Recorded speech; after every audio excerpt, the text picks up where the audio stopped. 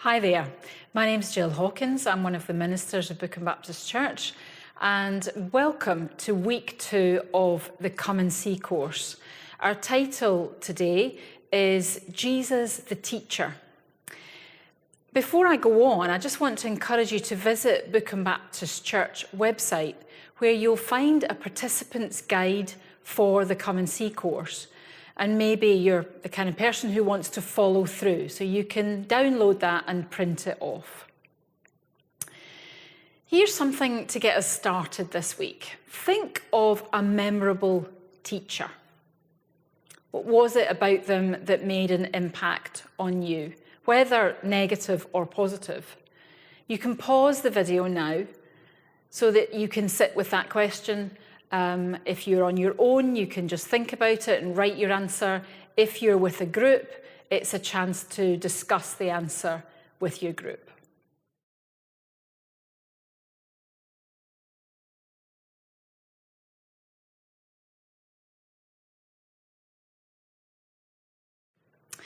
Now we're going to set the scene using our imagination. Follow me, please. Close your eyes and picture in your mind's eye this scene. It's a hot day. You're among a large crowd of people sitting on the grass. There are men and women and children listening to Jesus, who's teaching the crowds. What is the kingdom of God like? What shall I compare it to? It's like a mustard seed, which a man took and planted in his garden. It grew, became a tree, and the birds of the air perched in its branches. Again, he asked, what shall I compare the kingdom of God to?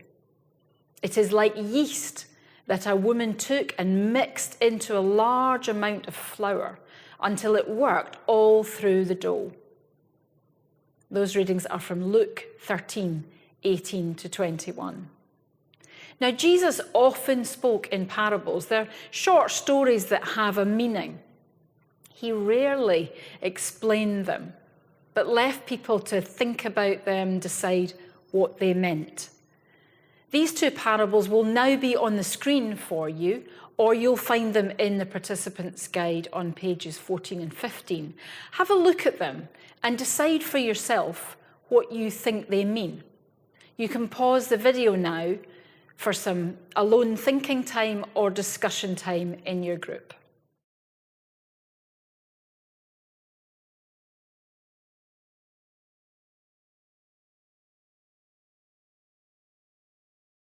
Hello again, I hope you enjoyed your discussion.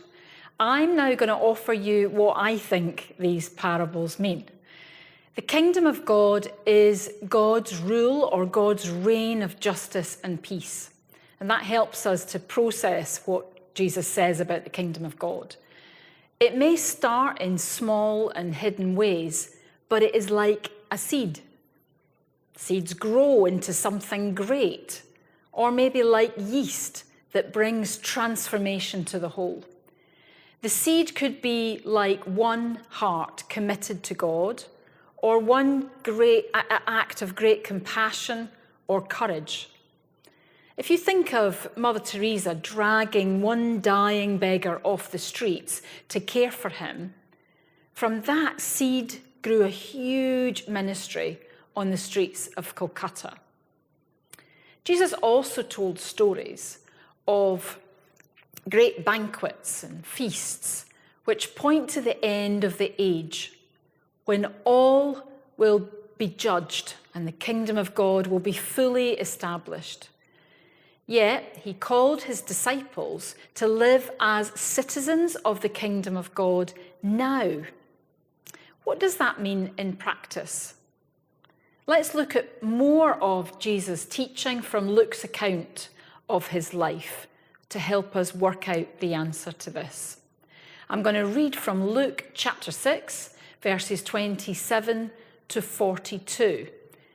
The subject is love for enemies. And as I read, I would like to just invite you to notice what strikes you about this passage. But to you who are listening, I say, love your enemies. Do good to those who hate you. Bless those who curse you. Pray for those who ill-treat you. If someone slaps you on one cheek, turn to them the other also. If someone takes your coat, do not withhold your shirt from them. Give to everyone who asks you, and if anyone takes what belongs to you, do not demand it back. Do to others as you would have them do to you. If you love those who love you, what credit is that to you? Even sinners love those who love them. And if you do good to those who are good to you, what credit is that to you? Even sinners do that. And if you lend to those from whom you expect repayment, what good is that? What credit is that to you? Even sinners lend to sinners, expecting to be repaid in full. But love your enemies, do good to them, and lend to them without expecting to get anything back. Then your reward will be great, and you will be children of the Most High, because he is kind to the ungrateful and wicked. Be merciful just as our Father is merciful. Do not judge, or you will be judged. Do not condemn, and you will not be condemned. Forgive, and you will be forgiven. Give, and it will be given to you. A good measure, pressed down, shaken together, and running over, will be poured into your lap. For the measure you use will be the measure to you. He also told them this parable. Can the blind lead the blind? Will they not fall into a pit? The student is not above the teacher, but everyone who is fully trained will be like their teacher. Why do you look at the speck of sawdust in your brother's eye and pay no attention to the plank in your own eye? How can you say to your brother, "Brother, let me take the speck out of your eye," and you yourself fail to see the plank in your own eye?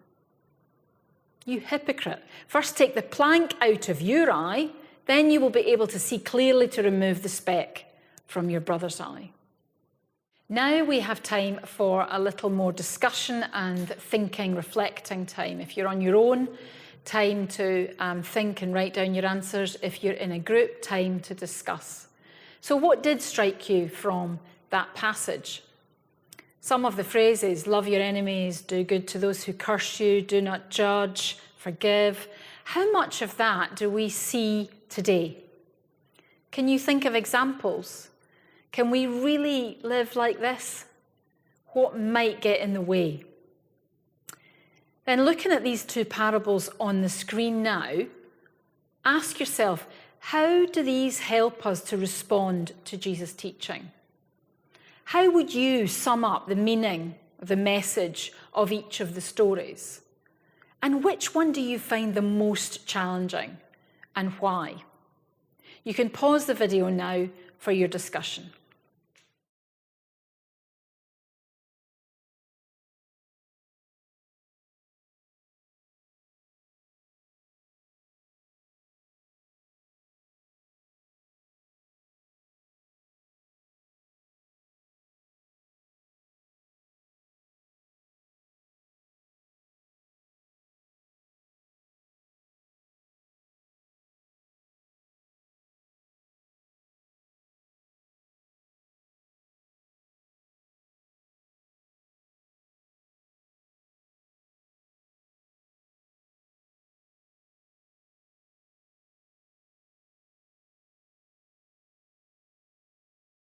Jesus calls his followers to an adventure, a radical lifestyle, swimming against the tide. Love your enemies, bless those who curse you. It's a daring and vulnerable way to live. It is the life of the kingdom that Jesus brings and will one day be fully established. No judging or condemning others, rather forgiving and giving with generosity of heart. Can we really live this way? If we're honest, all of us fall short. All of us know what it is to nurture a grievance against someone. All of us have spoken unkindly behind someone's back. All of us look down on others. None of us can boast of our hearts being pure. In Matthew's Gospel, Jesus says that anyone who hates his brother murders him in his heart. That's chapter 5, verse 22. And anyone who looks lustfully at his neighbour's wife has already committed adultery in his heart. That's 5:28. None of us is without guilt, yet that in itself is a vital realisation. The teaching of Jesus is like a searchlight on our hearts, revealing what is already there. This is not to make us despair of ourselves, but to help us see our need of help. We are humbled, and so we're able to come to God for forgiveness and the help we need to live this life of love. In Matthew's Gospel, Jesus begins his teaching with the words, "Blessed are the poor in spirit." This means, blessed are those who know their need. Now, we're going to hear another story from another teacher about Jesus the teacher. Hello everybody, my name's Tom Hostler, and I've been asked to answer two questions. The first is to tell you a little bit about me and my journey to faith, and then also to answer a question about how I see Jesus. So to tell my story and to give you a little bit of background, I've lived in Bookham for 14 years. I'm married to Ruth. We've got 3 boys, Ethan who's 15, Josh who's 12 and Aaron who's 9. And I work as a teacher in a secondary school locally, as a French teacher and also as a head of year.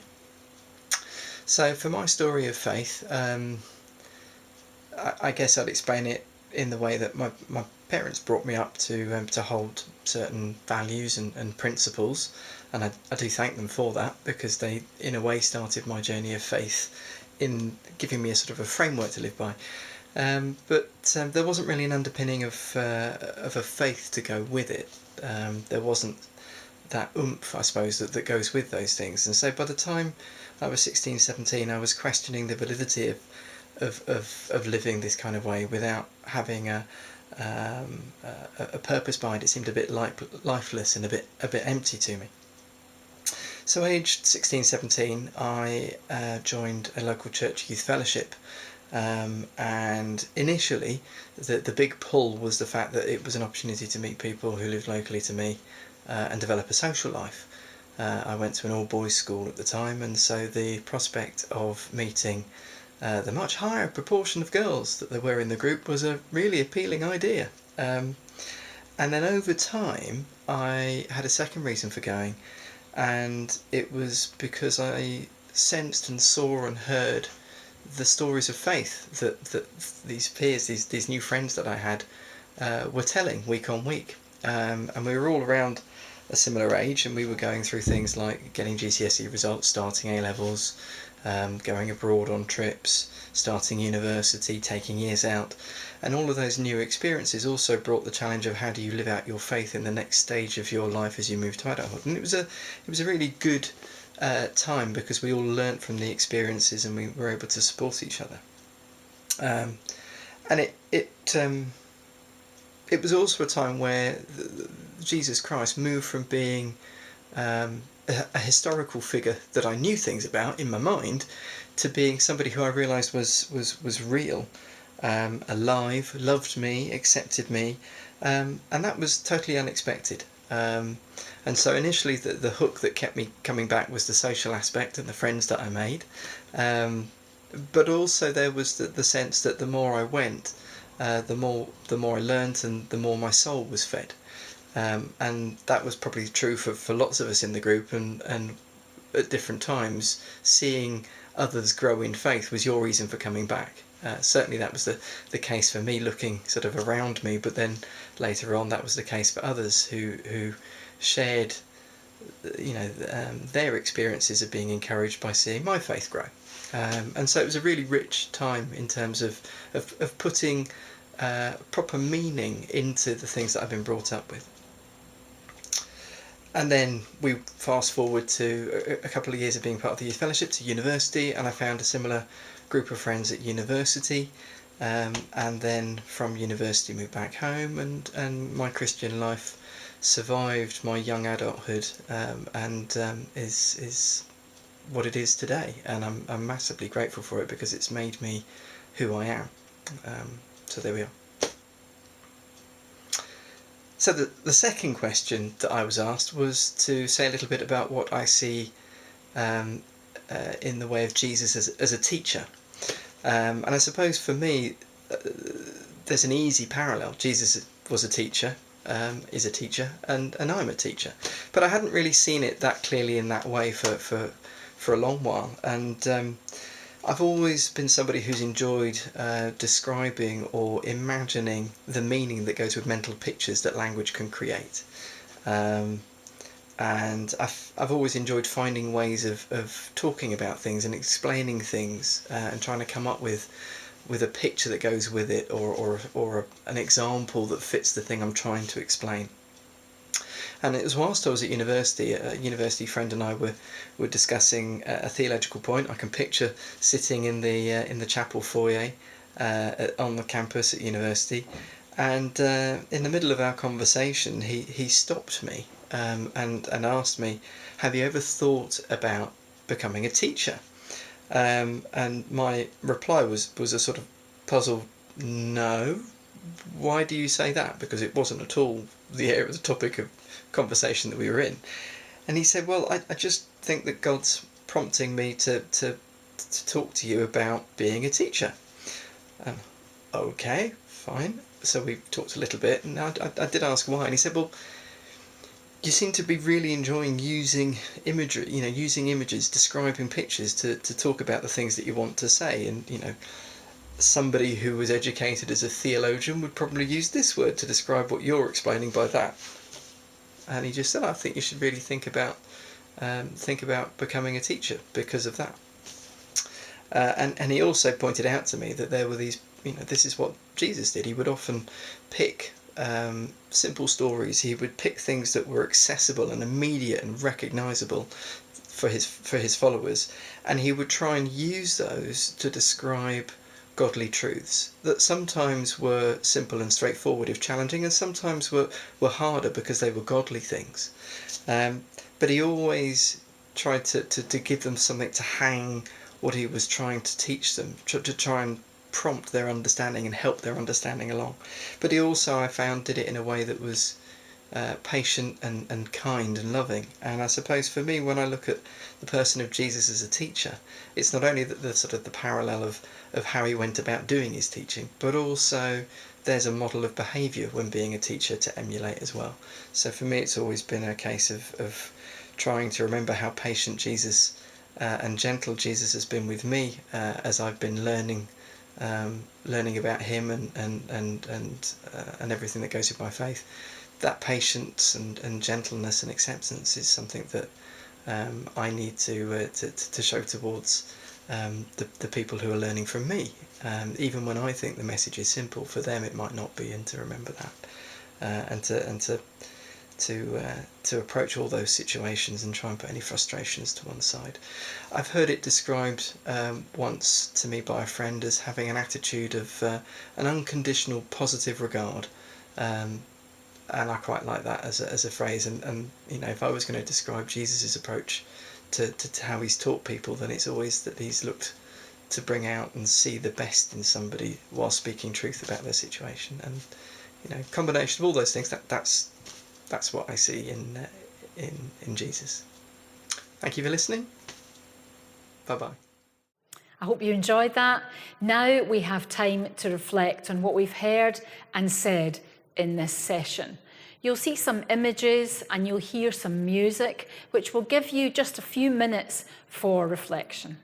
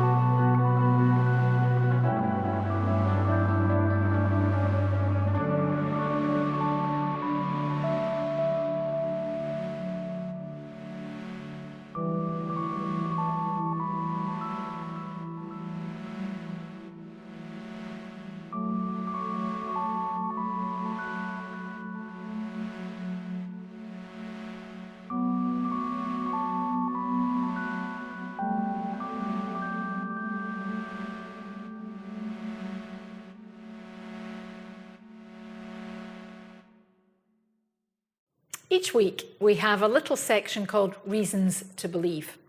Last week it was about Jesus' existence. This week it's about whether the Gospels can be relied upon as an accurate record of his life. Let's have a look at the beginning of Luke chapter 1, verse 1. He writes, "Many have undertaken to draw up an account of the things that have been fulfilled among us, just as they were handed down to us by those who from the beginning were eyewitnesses and servants of the word. Therefore, since I myself have carefully investigated everything from the beginning, it seemed good also to me to write an orderly account for you, most excellent Theophilus, so that you may know the certainty of the things you have been taught." What is Luke claiming about his account? What is your reaction to his claims? I hope you've found this second session helpful. We'd love to see you again for session 3, which is entitled Well-Being, Jesus the Healer. We'll see you next week for that. Goodbye.